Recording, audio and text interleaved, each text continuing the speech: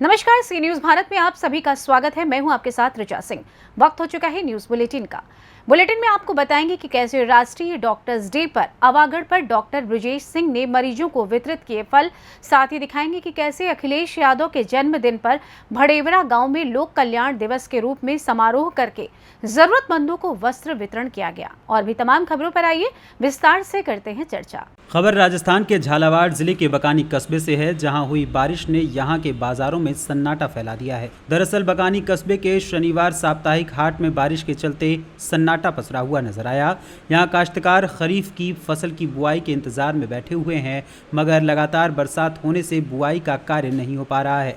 लगातार हो रही बारिश एक ओर जहां बाजारों की रौनक छीन रही है, वहीं दूसरी ओर यहां दुकानों में पानी भी भर रहा है, लेकिन प्रशासन और सरपंच इस ओर ध्यान नहीं दे रहे हैं। गौरतलब है कि बरसात से पहले यहां नालियों की सफाई होनी चाहिए थी, मगर सही समय पर सफाई न होने के चलते यहां का हाल बेहाल हो चुका है। झालावाड़ राजस्थान से सी न्यूज संवाददाता रमेश चंद्र शर्मा की रिपोर्ट। खबर एटा से है, जहां राष्ट्रीय डॉक्टर्स डे पर आवागढ़ पर MOIC डॉक्टर ब्रिजेश सिंह ने मरीजों को फल वितरित किया। आपको बता दें कि प्राथमिक स्वास्थ्य केंद्र आवागढ़ पर प्रभारी चिकित्सा अधिकारी डॉक्टर ब्रिजेश सिंह के द्वारा जननी सुरक्षा वार्ड में निरीक्षण किया गया और भर्ती मरीजों को फल भी वितरित किया गया।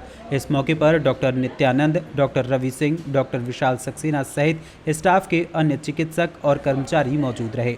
वहीं राष्ट्रीय डॉक्टर्स डे के अवसर पर प्रभारी चिकित्सा अधिकारी डॉक्टर ब्रिजेश सिंह के द्वारा सभी चिकित्सकों को बधाई भी दी गई।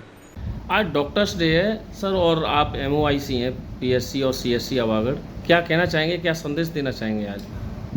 सबसे पहले तो मैं डॉक्टर्स डे पर अपने सभी डॉक्टर भाई बंधुओं को हार्दिक शुभकामनाएं देना चाहता हूं। और साथ ही डॉक्टर्स और समाज के अन्य गणमान्य नागरिकों को मैं कहना चाहता हूं कि जिस तरीके से डॉक्टर बिना जाति बिना धर्म लिए लोगों की सेवा करता है, उनका इलाज करता है, और इस चीज़ को हमने कोविड-19 में साबित भी किया है। और अपने भाई बंधुओं से मैं फिर वही अपील करना चाहूँगा, वो जज्बा अपना कायम रखें। कोविड-19 में उन्होंने जो सेवा की, जो जज्बा दिखाया, वो आगे भी दिखाएं। समाज को इसकी ज़रूरत है। अपनी भी सेहत का ख्याल रखें, समाज की भी सेहत का ख्याल रखें। और इसी के साथ मैं डॉक्टर्स डे की द्वारा से शुभकामनाएं देना चाहता हूँ। धन्यवाद। एटा से सी न्यूज संवाददाता राघवेंद्र अगरिया की रिपोर्ट। खबर मोतिहारी से है, जहां आज जिला कांग्रेस कमेटी कार्यालय मोतिहारी में कांग्रेस कमेटी के जिला अध्यक्ष इंजीनियर शशिभूषण राय उर्फ गप्पू राय के नेतृत्व में एक प्रेस वार्ता का आयोजन किया गया। इस प्रेस वार्ता को संबोधित करते हुए इंजीनियर शशिभूषण राय उर्फ गप्पू राय ने कहा कि केंद्र में मोदी सरकार के 9 साल पूरे हो चुके हैं और इस 9 साल के दरमियान अपनी सारी विफलताओं और घोटालों को छिपाने के लिए जगह जगह पर 9 साल बेमिसाल के नाम से भारतीय जनता पार्टी कार्यक्रम आयोजित कर एक बार पुनः देश की जनता को गुमराह करने एवं ठगने का प्रयास कर रही है। इस मौके पर पूर्व जिला अध्यक्ष शैलेंद्र कुमार शुक्ल, विजय शंकर पांडे, मोहम्मद ओसैदुर रहमान खान सहित अन्य लोग उपस्थित रहे। देश की जनता का सवाल आप लोगों के माध्यम से मैं इस 9 साल के एवज में 9 सवाल भारतीय जनता पार्टी से पूछना चाहता हूं। आप लोगों के मार्फत से पटल पर रखना चाहता हूं, देश के बीच में इसको रखना चाहता हूं। पहला सवाल है अर्थव्यवस्था। ऐसा क्यों है कि देश में महंगाई और बेरोजगारी आसमान छू रही है? दूसरा, कृषि और किसान के लिए हमारा अहम क्वेश्चन है, ऐसा क्यों है कि पिछले 9 सालों में भी किसानों की आय दुगुनी करने का आप बार बार एजेंडा इसको प्रेस और सबके माध्यम से सभी मंचों से आपने किया? क्या कृषि कानून, काला कृषि कानून आपके द्वारा जो लाया गया, वो समझौता के तहत किसानों के बीच में जो समझौता हुआ, आप उसका इम्प्लीमेंट अभी तक क्यों नहीं किए? MSP की गारंटी किसानों को क्यों नहीं मिल रही है?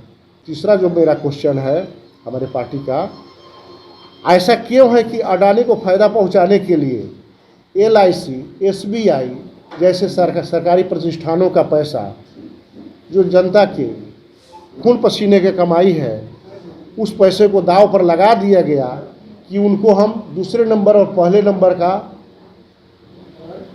सबसे बड़ा अमीर आदमी बनाए। भ्रष्टाचार को खत्म करने की बात करने वाले प्रधानमंत्री जी इस बात पर जवाब क्यों नहीं दे। मोतिहारी से सी न्यूज़ संवाददाता सचिन कुमार अंशु की रिपोर्ट।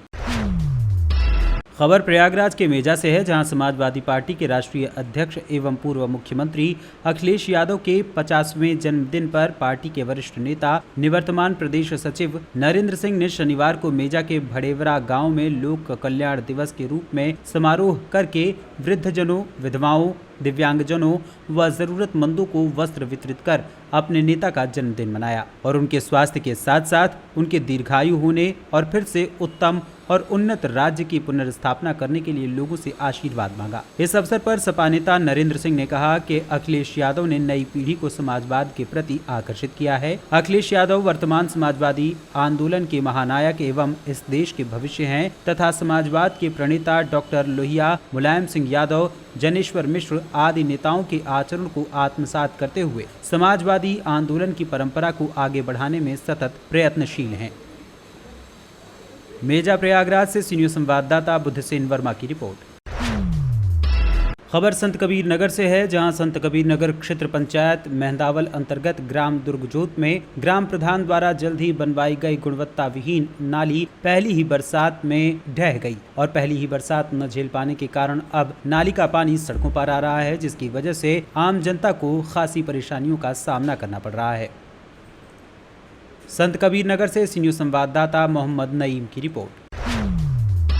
खबर आगरा से है, जहां शहीद नगर स्थित उपाध्याय हॉस्पिटल में हर्षोल्लास के साथ डॉक्टर्स डे मनाया गया। हॉस्पिटल में आज से 9 जुलाई तक निःशुल्क शिविर लगाया जा रहा है। शिविर का शुभारंभ महंत योगेशपुरी, विभाग प्रचारक आनंद जी, वरिष्ठ चिकित्सक डॉक्टर DV वर्मा और डायरेक्टर डॉक्टर राजीव उपाध्याय ने दीप प्रज्वलन कर किया। इस दौरान लोगों ने चिकित्सकों से निःशुल्क परामर्श लेकर स्वास्थ्य लाभ प्राप्त किया। डायरेक्टर डॉक्टर राजीव उपाध्याय ने अतिथियों का स्वागत करते हुए शिविर की जानकारी दी और डॉक्टर्स डे का महत्व बताया। किस प्रकार का शिविर है, क्या पूछा? आज का ये शिविर हम बना रहे हैं केवल इसलिए जनता को ये पता चले वो बीमार है कि नहीं है,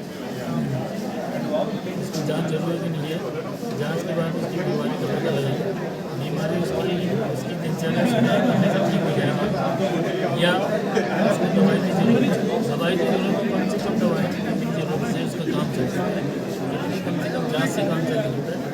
उसके बाद अगर ज़रूरत है तो दवाइयाँ कहाँ के लिए जानी, आगे चल रही है नहीं चल रही है, ये तय करना, उनको ऑपरेशन की ज़रूरत है कि नहीं ये तय करना और उनको ऑपरेशन की लंबी समय की ज़रूरत है दवाइयों की या नहीं ज़रूरत है, ये सारा आगे तय करना।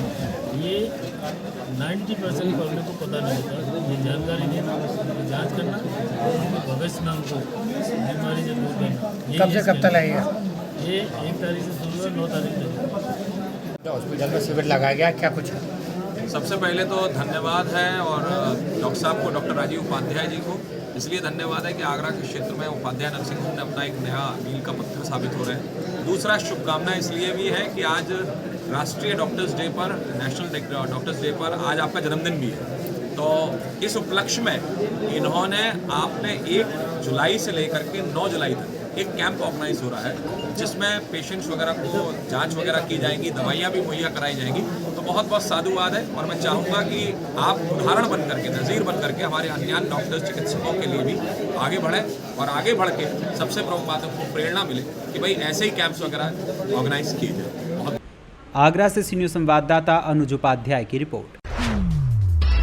बुलंदशहर के नगर स्थित डाइट कॉलेज के सैकड़ों प्रशिक्षु बच्चे आज कलेक्ट्रेट पर प्रदर्शन करने लगे। बच्चों का कहना है कि स्कूल के 2 टीचर हैं जो डाइट प्रवक्ता भी हैं और सभी बच्चों को बहुत अच्छा पढ़ाते हैं, लेकिन उनका ट्रांसफर कहीं अन्य जगह कर दिया गया है। छात्र छात्राओं का ये भी आरोप है कि उनके टीचरों का तबादला भेदभाव के कारण कराया गया है, लेकिन वो नहीं मानेंगे। अगर उनके टीचरों का तबादला नहीं रुका तो वो क्लास छोड़ देंगे। सैकड़ों की संख्या में छात्र छात्राएं चिलचिलाती धूप में घंटों कलेक्ट्रेट गेट पर बैठे रहे, तो उनके बीच पहुंचे सिटी मजिस्ट्रेट सत्यप्रकाश सिंह ने उनको आश्वासन दिया और कहा कि उनकी हर संभव मदद की जाएगी। जिसके बाद छात्र छात्राओं ने एक ज्ञापन मुख्यमंत्री के नाम सिटी मजिस्ट्रेट को सौंपा और धरना समाप्त किया।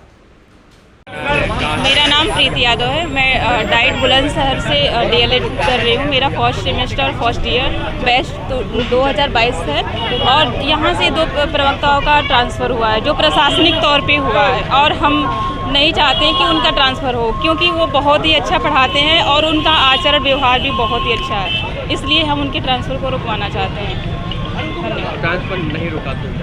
ट्रांसफ़र नहीं रुका तो हम शायद क्लास लेना छोड़ दें, हम डीएलएड भी छोड़ सकते हैं, और हम लोग का पेपर होने वाला है, पेपर भी छोड़ सकते हैं। हाँ। मेरा नाम कुलदीप है।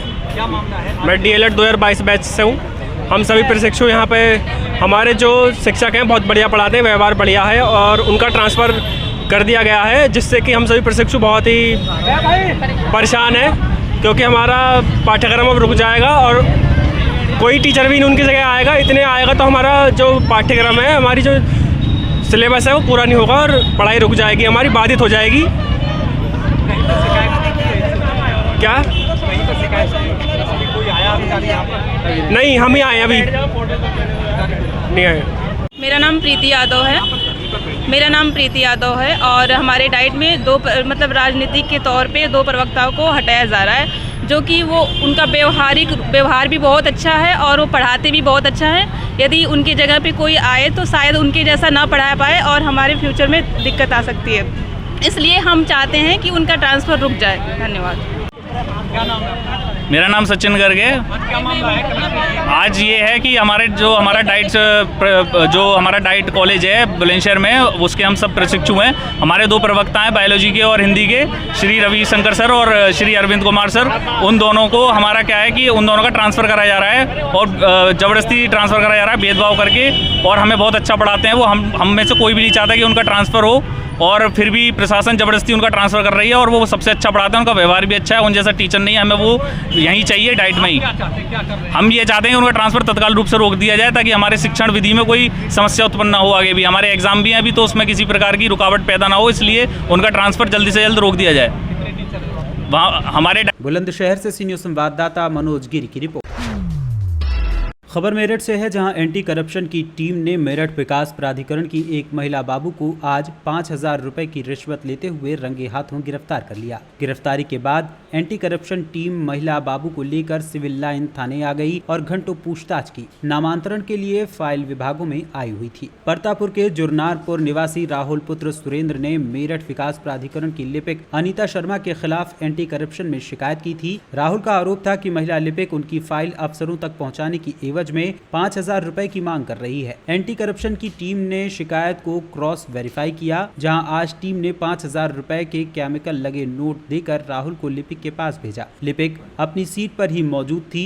जैसे ही राहुल ने केमिकल लगे 5,000 रुपए महिला लिपिक को सौंपे, एंटी करप्शन की टीम ने रंगे हाथों उसे दबोच लिया। मौके पर ही महिला लिपिक के हाथ धुलवाए गए, जिसमें रिश्वत लेने की पुष्टि हो गई। महिला लिपिक वर्ष 1990 में डेली वेजेस कर्मचारी के रूप में विभाग में लगी थी। 2012 में वो स्थायी कर्मचारी हो गई। वर्तमान में वो संपत्ति का काम देख रही थी। फिलहाल एंटी करप्शन की टीम ने कागजी कार्रवाई शुरू कर दी है। ये क्या मामला हुआ है पूरा? मामला ये हुआ है, एक नामांतरण की फाइल थी जो एमडीए कार्यालय में मेरी चली हुई थी, जिसके संबंध में मैंने आवेदन करा था। मेरी माताश्री के नाम पर नोट था। वो नामांतरण कराने के लिए मैंने आवेदन किया। आवेदन करने के बाद मैंने ऑनलाइन जो फीस कटती है वो फीस कटवा करके एमडीए वो जा चुकी थी फाइल।